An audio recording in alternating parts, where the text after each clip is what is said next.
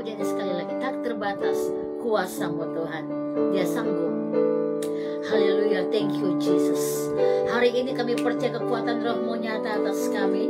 Dan oleh kebenaran-Mu kami dimerdekakan. Oleh kebenaran firman-Mu kami dipulihkan. Kami tahu bahwa kuasa-Mu tak terbatas oleh keadaan, oleh situasi apapun. Karena Engkau Allah Immanuel menyertai kami. Mari Roh Kudus tajamkan telinga roh kami. Mari Roh Kudus tajamkan mata roh kami. Apa yang kami dengar, apa yang kami baca, kami menangkap lebih banyak lagi. Karena Roh Allah memberikan kami hikmat untuk mengerti apa yang kami dengar, apa yang kami baca. Tak terbatas kuasa-Mu, tak terbatas kuasa-Mu Tuhan. Semua dapat Kau lakukan. Apa yang kelihatan, apa yang kelihatan mustahil bagiku, itu sangat mungkin bagimu. Yes Lord. Di saat ku tak berdaya, kuasa-Mu yang sempurna. Ketika ku percaya, mujizat itu nyata. Bukan karena kekuatan, namun Roh-Mu ya Tuhan. Amin. Ketika ku berdoa, mujizat itu nyata. Di saat ku tak berdaya, kami terima kuasa-Mu yang sempurna. Ketika ku percaya, mujizat itu nyata. Bukan karena kekuatanku, namun Roh-Mu ya Tuhan. Ketika ku berdoa, mujizat itu. Mari yang lemah katakan, di saat ku tak berdaya, kita minta kuasanya, kuasa-Mu yang sempurna. Amin. Ketika ku percaya, mujizat itu nyata. Bukan karena kekuatan, namun Roh-Mu ya Tuhan. Amin, amin. Ketika ku berdoa, mujizat itu nyata. Ketika ku percaya, ketika ku berdoa, ketika ku percaya, ketika ku berserah, ketika ku berserah, ketika ku berdoa, ketika ku berdoa, mujizat itu nyata. Dan kami percaya oleh kekuatan Roh-Mu, kami dimampukan melewati setiap masa. Kami dimampukan melewati setiap situasi. Kami dimampukan melewati semua ujian hidup. Dan kami akan keluar lebih dari pemenang. Diberkatilah kami yang datang dalam nama Yesus. Firman ini meneguhkan kami. Firman ini membawa kami naik level di dalam Engkau, dalam kedewasaan penuh. Diberkatilah kehidupan roh kami semakin naik di dalam Yesus. Engkau dimuliakan dalam kami. Haleluya. Amin, amin. Puji Tuhan, hari ini kita akan bicara tentang Immanuel. Wow, itu satu tema yang luar biasa. Dan apakah Immanuel ini hanya pada saat-saat tertentu? Tidak, saudara. Immanuel, Allah beserta kita.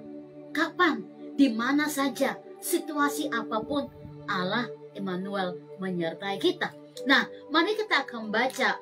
Kata Immanuel ini muncul pertama kali dalam kitab Yesaya pasal 7 ayat yang ke-14. Kita akan baca ayat ini, saudara, ya. Apa yang terjadi waktu itu sehingga ada ucapan kata Immanuel, dan kita akan belajar apa arti dari sebuah kata Immanuel. Ini adalah satu hal yang kita perlu mengerti. Baik kita bangun pagi, kita merasakan Immanuel itu nyata. Saat kita lagi berjalan, saat kita sedang buat sesuatu, bahkan sampai kita tidur, kita tahu Allah Immanuel itu nyata buat kita. Yesaya pasal 7 ayat yang ke-14. Kita akan bacakan ayat ini. Sebab itu Tuhan sendirilah yang akan memberikan kepadamu suatu pertanda. Haleluya. Sesungguhnya seorang perempuan muda mengandung dan akan melahirkan seorang anak laki-laki, dan ia akan menamakan dia Immanuel. Pasal 8 ayat 8 masih dalam kitab Yesaya. Kita akan pelajari bersama-sama apa yang Alkitab katakan tentang Immanuel di awal dari firman Allah. Serta menerobos masuk ke Yehuda ibarat banjir yang meluap-luap hingga sampai ke leher, dan sayap-sayapnya yang dikembangkan akan menutup seantero negerimu, ya Immanuel. Nah, saudara lihat ini. Ada kata-kata Immanuel yang terjadi dalam setiap peristiwa. Di dalam kitab Yesaya ini, bagaimana seorang Yesaya menceritakan kehadiran Tuhan itu nyata. Immanuel, penyertaannya sempurna.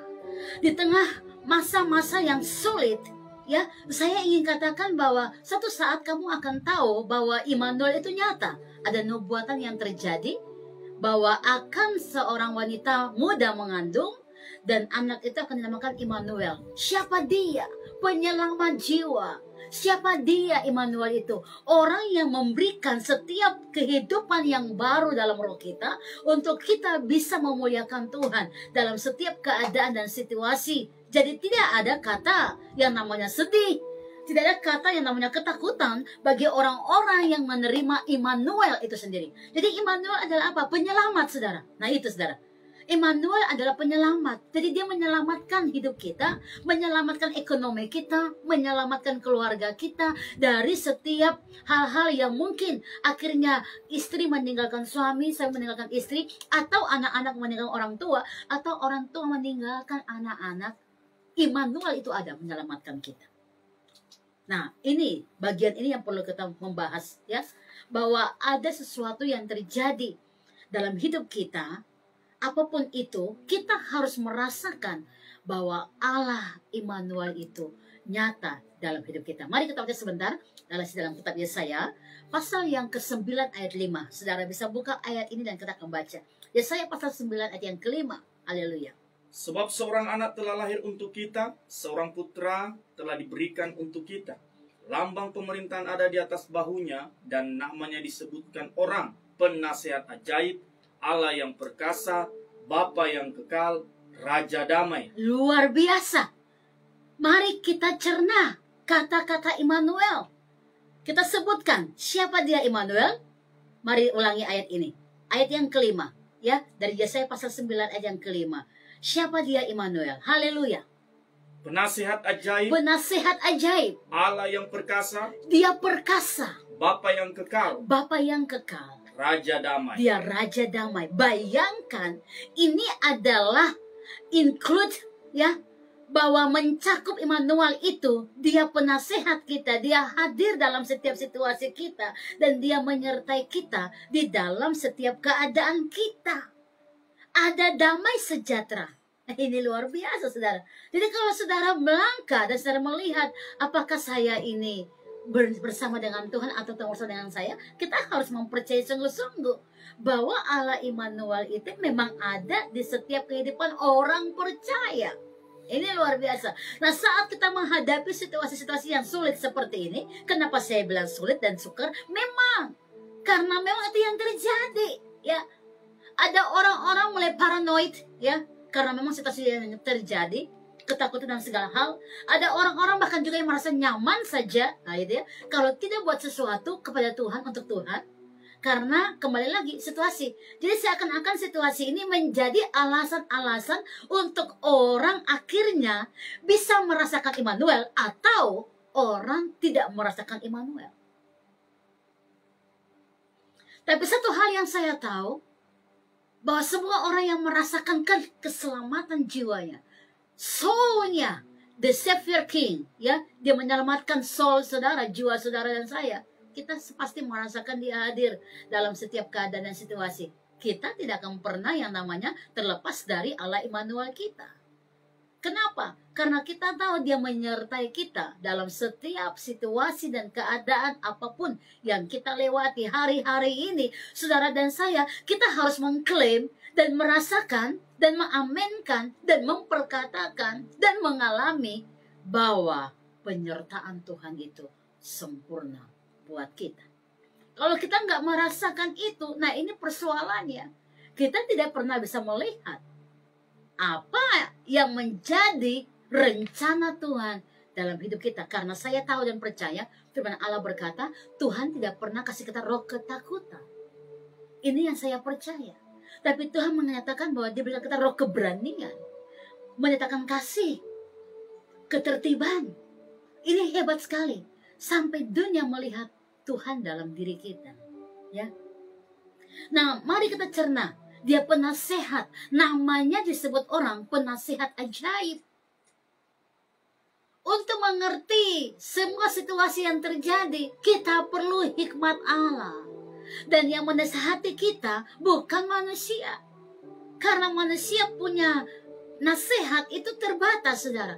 Tetapi kita butuh penasihat ajaib yang mengkontrol, yang mengarahkan apakah yang harus kita lakukan. Apakah ini benar? Apakah itu benar? Apakah saya harus pergi? Apakah saya harus stay? Semua kita butuh penasihat ajaib. Dan orang-orang yang mengalami Immanuel, penyertaan Tuhan, akan menemukan penasihat ajaib itu. Luar biasa, saudara. Ya, Allah yang perkasa. Nanti kita akan membahas ya arti-arti dari apa yang namanya penasihat ajaib, apa yang namanya Allah perkasa. Dia perkasa.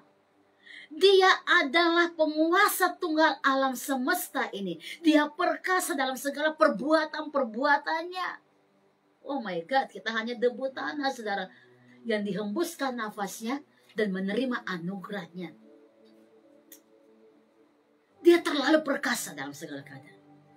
Jadi sebenarnya orang-orang yang merasakan Immanuel itu akan melihat perkara besar terjadi karena rohnya dimantapkan, karena rohnya dibangun, karena rohnya diteguhkan, karena rohnya kuat di dalam dia. Pemberi kekuatan. Dia adalah Allah yang perkasa. Bapa yang kekal. Kekekalannya itu nyata, saudara. Makanya waktu Saul saudara diselamatkan dengan saya, jiwa saudara dan saya diselamatkan, tentu ini adalah satu kemenangan kekekalan, saudara. Sekali engkau dipertobatkan, sekali engkau menerima Kristus sebagai Tuhan dan Juru Selamat, itulah sebuah kekekalan yang terjadi. Jadi kita selama dalam dunia ini harusnya mengerjakan hal-hal kekekalan. Hal-hal yang memang tujuannya ke sana. Sekali saya selamat, sekali saya percaya, sekali saya bertobat, itulah selanjutnya saya akan mengerjakan hal kekekalan. Kata Paulus berkata, kalau aku tertindas atau terjepit, aku tidak pernah ketinggalan atau tertinggal atau ditinggalkan.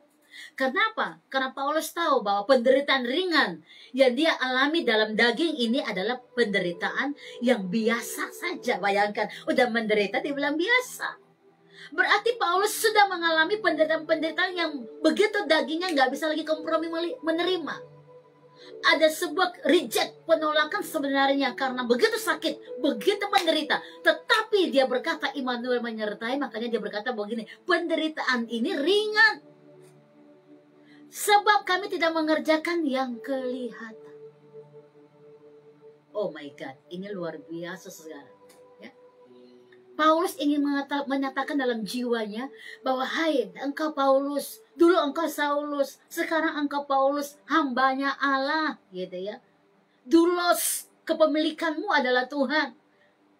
You have nothing, gitu. Kamu nggak punya apa-apa selain engkau punya adalah Tuhan. Makanya ada satu statement dia berkata begini, dulu apa yang kau anggap rugi, ya, kau anggap untung, sekarang kau anggap rugi. Dulu apa yang kau anggap untung bernilai bagiku, sekarang kau anggap rugi saat aku bertemu. Seketika aku bertemu, saat Tuhan menangkap aku. Sehingga apa yang kau anggap untung itu, aku buang seperti sampah. Karena sekarang aku menemukan yang adalah segala-galanya. Amin. Ini sebuah komitmen dan statement yang dimana Paulus merasakan bahwa hidupku ini adalah kekekalan.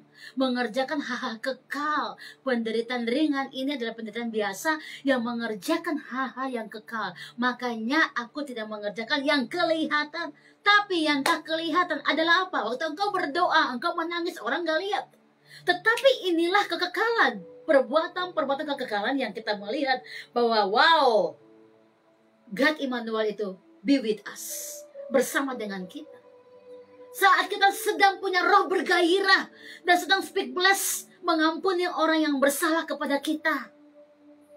Dan kita sedang membangun spirit orang-orang yang sedang tertidur. Orang gak perlu lihat. Tapi roh saudara melakukan itu karena engkau merasakan Immanuel bersama dengan engkau.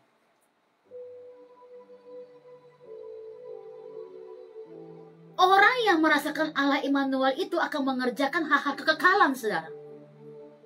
Orang yang merasakan Allah Immanuel itu akan mengerjakan sesuatu yang bukan dilihat oleh manusia, tetapi yang dilihat oleh Allah. Karena roh Allah ada di dalam dia. Oh my God. Mari, come on. Kita renungkan. Apakah kita merasakan Allah Immanuel ini nyata dalam hidup kita? Apakah kita sedang berjalan dengan Allah Immanuel ini? Apakah kita sedang mengalami Allah Immanuel? Seperti yang saya bilang tadi, kalau Allah Immanuel bersama dengan kita, kita akan mengerjakan hal-hal kekekalan, saudara, yang tidak terlihat oleh mata jasmani. Berarti saat memang engkau melewati sesuatu yang sulit bagimu, engkau tidak berkata itu sulit. Karena engkau mengalami apa? Allah Immanuel menyertai. Dia yang mengangkat engkau dari masalah itu, bukan kita yang mengangkat masalah. Sebatu besar masalah itu, segunung tingginya masalah itu, kita berkata bersama Allah Immanuel, engkau bisa pindahkan itu. Kenapa? Karena imanmu dibangkitkan dalam Allah Immanuel. Ini luar biasa, saudara. Yesaya pasal 7 ayat yang ke-14, kita bacakan ayat ini. Ya, kita akan ulang apa yang menjadi panggilan roh dalam roh kita. Kita ulang lagi ayat yang ke-14 dari Yesaya pasal 7 tadi. Haleluya. Sebab itu Tuhan sendirilah yang akan memberikan kepadamu suatu pertanda. Sesungguhnya seorang perempuan muda mengandung dan akan melahirkan seorang anak laki-laki, dan ia akan menamakan dia Immanuel. Sesi yang baru, saat kita jatuh dalam dosa, Tuhan berkata, aku mengutus penyelamat kepada engkau. Dan penyelamat ini akan selamanya bersama dengan engkau. Makanya dia merancangkan akan lahir ke dalam dunia melalui kandungan seorang yang sangat mulia, murni. Seorang Maria. Immanuel ini harus hadir. Untuk apa? Menyelamatkan mereka yang berdosa, saudara dan saya. Supaya orang berdosa ini melihat kemuliaan Allah dan meninggikan nama Tuhan. Amen. Matius 1:23 berkata begini, sesungguhnya anak darah itu akan mengandung dan melahirkan seorang anak laki-laki, dan mereka akan menamakan dia Immanuel, yang berarti God be with us. Allah menyertai kita. Haleluya. Ya. Immanuel adalah satu nama lain dari sebutan nama Tuhan Yesus yang dinubuatkan oleh Nabi Yesaya. Ya, bahwa Allah penyelamat itu telah datang dan akan menyelamatkan umatnya saat kita menerima pengampunan dosa dan menerima hidup yang baru dalam Tuhan. Saat itulah dia menyertai kita sepanjang hidup kita sampai selama-lamanya. Dia penasihat ajaib, Bapa yang perkasa, Allah yang perkasa, El Gibor, Allah yang agung, Allah yang maha besar. Namanya adalah El Gibor. Ya, Allah yang perkasa, Allah yang agung maha besar, El Gibor. Dalam Tawarik 16 kita akan baca, saudara, ya. 1 Tawarik 16 ayat yang ke-17, kita baca sebentar. 1 Tawarik 16 ayat 27, sorry. Ayat 27. 1 Tawarik 16 ayat 27. Keagungan dan semarak ada di hadapannya. Kekuatan dan sukacita ada di tempatnya. Keagungan, semarak ada di hadapannya. Kekuatan dan sukacita. Saudara yang lemah, saudara yang tidak bersukacita karena masalah-masalah, saudara harus bisa mengalami yang namanya El Gibor. Allah Maha Kuasa, keagungan itu engkau alami karena Immanuel itu ada dengan saudara. Ini luar biasa, saudara. Keagungan, semarak di hadapannya, kekuatannya dan sukacita ada di tempatnya. Orang yang berjalan dengan Immanuel akan merasakan keagungan, kuasanya bekerja buat kita. 1 Tawarik 29 ayat yang ke-11. Mari kita baca bersama-sama, saudara. 1 Tawarik 29 ayat yang ke-11. Ya Tuhan, punyamulah kebesaran dan kejayaan, Haleluya. kehormatan, kemasyuran, dan keagungan. Yes. Ya segala-galanya yang ada di langit dan di bumi. Haleluya. Ya Tuhan, punyamulah kerajaan dan engkau yang tertinggi. itu melebihi segala-galanya Haleluya. sebagai kepala. Haleluya, sebagai kepala, Bapa yang kekal, Dia punya segala-galanya, saudara. Ini, jadi kalau Tuhan punya segala-galanya, apa yang bisa engkau buat tanpa Tuhan? Nah itu, saudara. Kalau Dia yang punya semua bumi ini, apa yang bisa engkau lakukan tanpa Dia? Saudara dan saya harus bisa mengalami Allah Immanuel. Apakah penyertaannya itu engkau alami? Apakah engkau merasakan Dia menyertai setiap perjalanan hidupmu? Ini perlu terjadi, saudara. Oleh karena itu kita perlu merasakan. Dan kita harus tahu bahwa Allah Eroi, Allah Maha Tahu itu ada dengan kita. Dia Eroi, Allah Maha Tahu segala apapun. Situasi ini apakah Allah tidak tahu? Allah tahu. Tetapi bukankah kita lagi diuji imannya? Iman semua orang percaya lagi diuji. Engkau Eroi. Karena engkau di sini melihat apa yang terjadi. Kita baca Kejadian 16 ayat yang ke-13, saudara. Kejadian 16 ayat yang ke-13. Haleluya. Kemudian Hagar menamakan Tuhan yang telah berfirman kepadanya itu dengan sebutan Engkaulah El Roi, sebab katanya, bukankah di sini kulihat Dia yang telah melihat aku? Haleluya. Kita harus bisa mengalami, Tuhan, Engkau lihat saya, Engkau tahu keadaan saya, Engkau melihat saya. Dan kita harus melakukan atau membuat satu statement setiap perjalanan kita, Allah melihat kita. Eroi, Allah Maha Tahu itu ada dengan kita.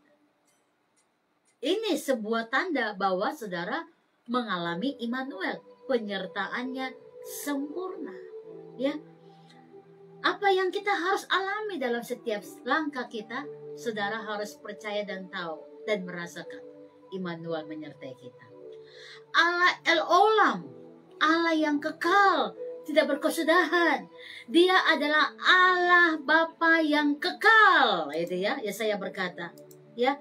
El Olam, Allah yang kekal, tidak berkesudahan. Penguasa, saudara.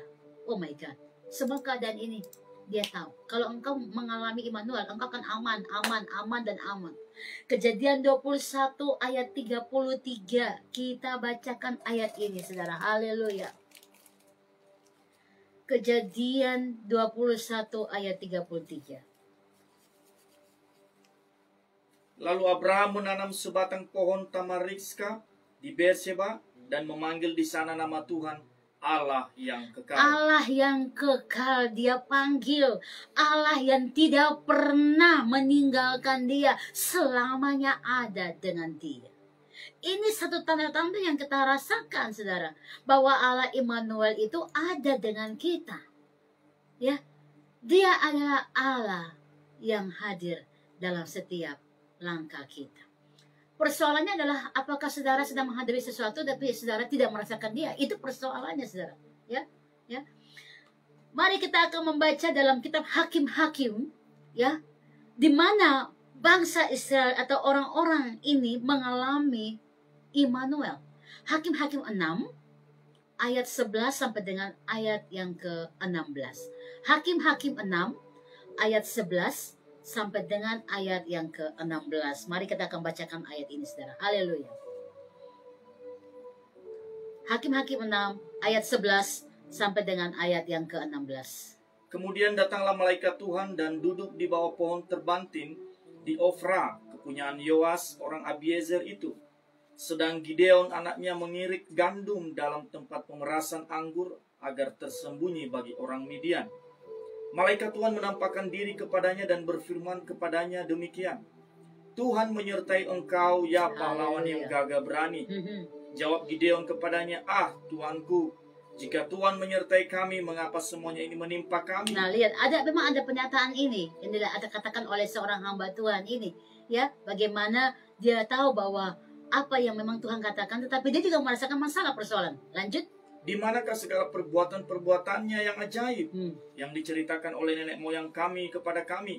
Ketika mereka berkata, bukankah Tuhan telah menuntun kita keluar dari Mesir? Tetapi sekarang Tuhan membuang kami dan menyerahkan kami ke dalam cengkeraman orang Midian. Yes. Lalu berpalinglah Tuhan kepadanya dan berfirman, pergilah dengan kekuatanmu ini dan selamatkanlah orang Israel dari cengkraman orang Midian. Bukankah aku mengutus engkau? Haleluya. Tetapi jawabnya kepadanya, Tuhanku, dengan apakah akan kuselamatkan orang Israel? Ketahuilah, kaumku adalah yang paling kecil di antara suku Manase, dan aku pun seorang yang paling muda di antara kaum keluargaku. Berfirmanlah Tuhan kepadanya, tetapi akulah yang menyertai engkau. Haleluya. Sebab itu engkau akan memukul kala orang Midian itu sampai habis. Lihat, ya, lihat. Ini sesuatu yang tidak mungkin, bukan? Ya, tetapi Tuhan datang dengan firman-Nya dan Tuhan sedang menyatakan satu kekuatan roh untuk seorang Gideon, ya, merasakan apa yang terjadi dalam penyertaan Tuhan yang sempurna. Yang pertama, kita akan terangkan, kita akan belajar ya dari kitab Hakim-Hakim 6 ayat 11 sampai 16 tadi. Ayat 11 ya, yang pertama, bagaimana merasakan, kita harus merasakan penyertaan Allah, tidak membuat segalanya menjadi mudah memang, tetapi indah. Ini yang kadang-kadang kita nggak ngerti. Memang mungkin nggak mudah melewati, tetapi percayalah Tuhan menciptakan semuanya menjadi indah. Seperti awal Tuhan menciptakan segala sesuatu dalam Kejadian pasal 1 ya. Ayat 1 ayat 28 29. Tuhan berkata, semua itu amat sangat baik. Tuhan menciptakan apapun yang kita sedang alami dan kita tinggal di dalam itu ciptaan Tuhan, semua sangat amat baik. Ya, makanya ayat 11 tadi dalam Hakim-Hakim pasal 6 dikatakan, kemudian datanglah malaikat Tuhan dan duduk di bawah pohon terbantin di Ofra, kepunyaan Yoas orang Abisar itu. Sedang Gideon anaknya mengirik gandum dalam tempat pemerasan anggur agar tersembunyi bagi orang Midian. Tuhan datang hampiri Gideon yang sedang merasa ketakutan.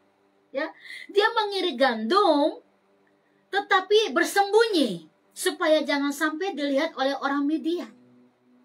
Ini ketakutan yang dialami oleh Gideon, saudara. Ya. Tetapi Tuhan menyertai. Tuhan menyertai. Tuhan menyertai. Sehingga Tuhan berkata, mungkin kamu melewati semuanya tidak mudah, tetapi semua ini akan aku buat indah. Karena penyertaan Tuhan ada dalam setiap keadaan. Bahkan sejak zaman Musa, pemimpin mereka keluar dari Mesir, segalanya tidak berjalan mudah, bukan, saudara? Ya, ada banyak masalah, tantangan dihadapi oleh Musa saat dia membawa bangsa Israel keluar dari Mesir. Ada banyak tantangan. Namun demikian akhirnya dari perjuangan mereka adalah negeri Kanaan, tanah perjanjian yang berlimpah susu dan madu. Ada keindahan yang Tuhan buat. Memang hari-hari ini engkau mungkin menghadapi masalah-masalah yang tidak mudah, tapi percayalah ada berkat berlimpah susu dan madu tersedia buat saudara. Itulah keindahan yang Tuhan nyatakan.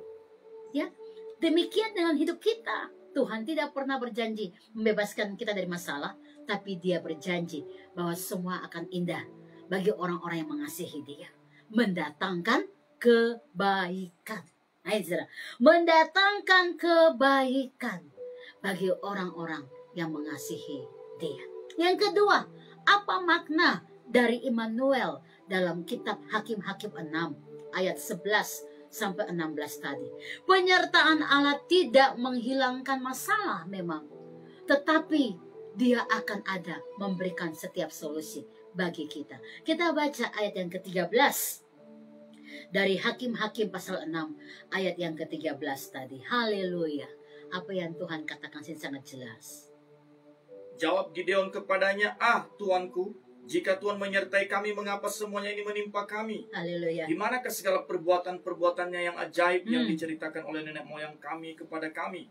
Ketika mereka berkata, bukankah Tuhan telah menuntun kita keluar dari Mesir? Ya. Tetapi sekarang Tuhan membuang kami dan menyerahkan kami ke dalam cengkraman orang Midian. Immanuel yang kedua, penyertaan Allah tidak menghilangkan masalah. Oh, kok bisa? Iya, karena masalah itu adalah pembentukan kedewasaan seseorang di dalam mempercayai Tuhan bahwa Dia ada sekalipun kita tidak melihat. bahkan sekalipun kita tidak merasakan. Seperti Abraham berkata, sekalipun tidak ada dasar untuk aku percaya. Roma 4 berkata demikian. Tetapi aku akan tetap percaya bahwa bagi Allah tidak ada yang mustahil. Tuhan ingin bilang bagi kita, penyertaan Allah, Immanuel itu, dia hadir bukan berarti tidak ada masalah. Tapi masalah itu datang supaya kita boleh dibentuk kedewasaan roh. Terkadang Tuhan memakai masalah itu untuk mendidik kita, mendewasakan kita, saudara. Juga untuk melatih kekuatan iman kita sejauh mana kita punya iman sampai kita walaupun gak melihat, tapi kita percaya kepada Dia. Terkadang masalah juga dipakai Tuhan untuk mengingatkan kita akan hal-hal yang salah yang mungkin telah kita lakukan. Atau karena dengan masalah Tuhan bahkan menarik kita. Karena kita mungkin sudah meninggalkan Tuhan jauh. Jam doa udah nggak ada, jam penyembahan sudah nggak ada, jam kesaksian, jam berserah kepada Tuhan kayaknya sudah nggak ada lagi gitu. To be close to Jesus itu kayaknya sudah nggak ada. Kadang-kadang masalah Tuhan harus turunkan itu supaya kita kembali kepada Dia. Ya saudara ya, haleluya. Yang ketiga, apa makna Allah Immanuel dari dalam kitab Hakim 6 ayat 11 sampai dengan 16. Yang ketiga, Immanuel, Allah menyertai kita untuk memberikan kemampuan kepada kita. Sangat jelas. Ayat 14 dikatakan, lalu berpalinglah Tuhan kepadanya dan berfirman, pergilah dengan kekuatanmu ini dan selamatkan orang Israel dari cengkraman orang Midian. Bukankah aku mengutus engkau? Wow. Memang kalau Allah Immanuel hadir itu, Dia berikan kita kemampuan. Dan selalu ingat, bukan kemampuan kita. Kita nggak punya apa-apa, kekuatan apapun. Tetapi Tuhan mengutus kita dengan kemampuannya. Nah ini hebatnya. Ya, Tuhan tidak pernah meninggalkan kita. Dia selalu ada untuk memberikan kita kekuatan, memberikan kita strategi-strategi roh untuk berperang. Tuhan tidak pernah meninggalkan kita sendirian. Ketika Petrus dan murid-murid Yesus lainnya menghadapi ombak yang bergoncang, perahu mereka hampir tenggelam, ya, Yesus ada dan menolong mereka. Ketika terjadi kehabisan anggur dalam pesta pernikahan di Kanaan, Yesus ada dan memberikan pertolongan. Dia selalu ada tepat waktu buat saudara dan saya, ya. Bahwa penyertaan Allah Immanuel itu memberikan kita kemampuan untuk melihat mukjizat. Yang keempat, apa makna dari Allah Immanuel melalui Hakim-Hakim pasal 6? Penyertaan Tuhan, Allah Immanuel, akan menjamin kita dapat menyelesaikan masalah. Ayat 16 dikatakan begini dalam kitab Hakim-Hakim pasal yang ke-6. Berfirmanlah Tuhan kepadanya, tetapi akulah yang menyertai engkau. Sebab itu engkau akan memukul kala orang Midian itu sampai habis. Saat Tuhan menyertai engkau, persoalan yang engkau anggap besar, Tuhan akan berkata engkau dapat selesaikan itu. Nah mari come on, izinkan setiap proses terjadi, mengalirlah dengan cara Tuhan. Dan engkau harus percaya, tetapi Allah Immanuel itu akan menyertai engkau dalam setiap alur hidupmu. Allah Immanuel menyertai engkau. Percayalah dengan kekuatan dari Tuhan. Semua pasti bisa kita selesaikan. Kita akan tampil sebagai pemenang, bahkan lebih dari orang yang menang. Karena penyertaan Tuhan itu sempurna buat kita. Tuhan selalu punya cara dalam menolong kita. Haleluya. Biarlah hari ini ada 4 poin yang kita belajar. Allah Immanuel menyertai kita. Yang pertama, penyertaan Allah tidak membuat segalanya menjadi mudah, tetapi akan menjadi indah, mendatangkan kebaikan. Yang kedua, penyertaan Allah Immanuel itu tidak menghilangkan masalah, tetapi akan mendewasakan kita dalam masalah itu. Dan yang ketiga, penyertaan Allah Immanuel itu menyertai kita untuk memberikan kita kekuatan ekstra untuk melihat kemuliaan dan kuasanya nyata. Dan yang keempat, penyertaan Allah Immanuel itu akan memampukan kita menjamin menyelesaikan masalah kepada kita. tepat pada waktunya. Kau selalu punya cara. Dan kamu puji ini bersama-sama dengan saya, bahwa Dia akan melakukan perkara ajaib kepada kita. Haleluya. Thank you Lord Jesus. Terima kasih Roh Kudus. Mari berdoa di tempat masing-masing. Dan kita akan pujian ini, bahwa Tuhan Engkau selalu punya cara untuk menolongku. Haleluya. Thank you Lord Jesus. Terima kasih Yesus. Kau selalu punya cara untuk menolongku. Kau selalu punya cara dalam keajaibanmu. Kau dahsyat dalam segala perbuatanmu. Dan ku tenang di dalam caramu. Kau selalu punya cara untuk menolongku. Kau selalu punya jalan keajaibanmu. Kau dahsyat dalam segala perbuatanmu. Dan ku tenang di dalam caramu. Dan ku tenang di dalam caramu. Dan ku tenang di dalam caramu. Pastikan Allah Immanuel bersama dengan engkau, karena Dia punya cara menolong saudara. Mari kita berdoa untuk firman Allah dan aminkan setiap perkataan firman ini. Hamba berdoa, biarlah yang lemah dikuatkan, memperoleh kekuatan dari Allah Immanuel. Dan biarlah setiap orang yang sedang menghadapi ketakutan, mereka berkata bersama dengan Allah Immanuel, aku mengalahkan segala ketakutan. Dan dengan Allah Immanuel, kami akan melihat perkara-perkara besar terjadi atas kami. Di dalam nama Yesus, penyertaan Tuhan sempurna atas kami semua. Di dalam nama Tuhan Yesus. Di dalam nama Tuhan Yesus, kami mau melihat perbuatan ajaib-Mu nyata atas kami. Lakukan bagian-Mu Tuhan. Allah Immanuel menyertai kami sampai kesudahan segala sesuatunya. Dia punya cara menolong kita. Haleluya. Dalam nama Yesus, Kau selalu punya cara untuk menolongku. Kau selalu punya jalan keajaibanmu. Kau dahsyat dalam segala perbuatanmu.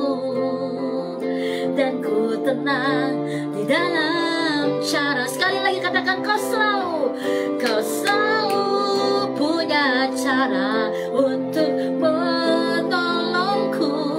Kau selalu punya jalan keajaibanmu. Kau dahsyat dalam segala perbuatanmu. Yes Lord. Dan ku tenang di dalam caramu. Dan ku tenang. Dan ku di dalam jalanmu. Di dalam jalanmu. Dan ku tenang. Dan ku tenang di dalam caramu. Izinkan Tuhan bergerak dengan caranya. Mengalir saudara, mengalir. Pastikan dan yakin Allah Immanuel ada bersama dengan engkau. Haleluya. Maju dalam Tuhan. God bless you all. Amin.